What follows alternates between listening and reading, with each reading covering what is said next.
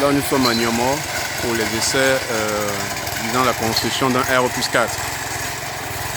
Je suis avec l'ingénieur géotechnicien, responsable d'essai, qui supervise. Donc du coup, dites-moi un peu, déjà, c'est quoi ton nom encore? Andola. Andola. Oui, Andola. Ok, Andola, s'il te plaît, dis-moi, comment ça se passe? Qu'est-ce qu'ils sont en train de faire là? Bon, ils sont en train de...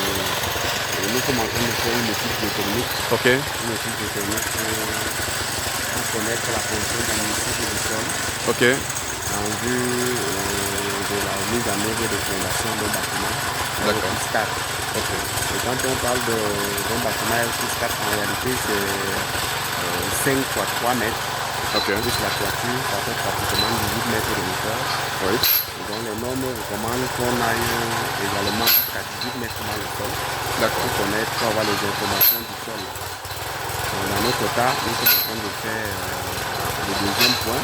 Là, comme vous voyez, là. Oui. Le deuxième point, le premier a été fait un peu plus haut. Le premier a été fait un peu plus haut.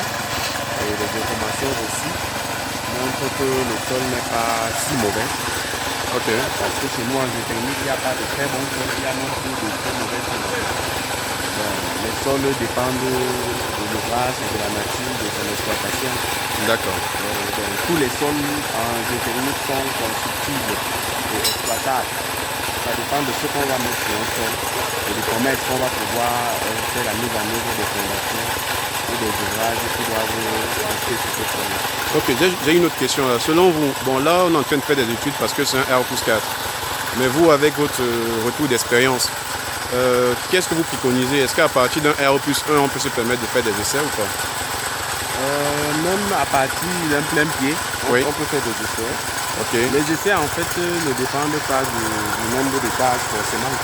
Mais ça dépend de comment est-ce que l'ingénieur de structure pense appliquer ces charges, quelles sont les différentes charges que l'ingénieur de structure prévoit de mettre dans la structure. Parce qu'en réalité, il y a des bâtiments RO+2 dont la charge est plus maximale. La charge maximale est beaucoup plus grande que certains bâtiments RO+6. Oui. Il y a des bâtiments, vous avez des hôtels de ville, généralement des RO+1. Il y a même certaines écoles, il y a les églises, il y a certains bâtiments administratifs où vous avez en RO+1 des semelles qui portent beaucoup plus que certains bâtiments qui sont classiques en RO+5 ou RO+6. Okay. Donc en réalité, les études sont recommandées lorsque l'ingénieur de structure lui-même sent que les charges qu'il veut appliquer au sol sont importantes et donc il y a une nécessité de connaître la contrainte d'un sol avant la mise en œuvre de ces fondations.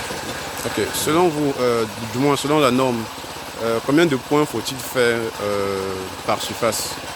En réalité, on demande en géotechnique, dans la norme, de faire une campagne de reconnaissance de 3 points sur 250 mètres carrés au moins. Ok, donc à peu près un point pour les 100 mètres carrés. Un point pour les 100 mètres carrés. Donc ici chez nous, généralement, on se dit, bon voilà, un point pour les 100 mètres carrés, mais au moins 3 points. Ok. Donc une campagne de reconnaissance géotechnique est composée au moins de 3 points. Même si vous avez 30 mètres carrés, il faut faire minimum 3 points. Même si vous avez 50 mètres carrés, il faut faire minimum 3 points.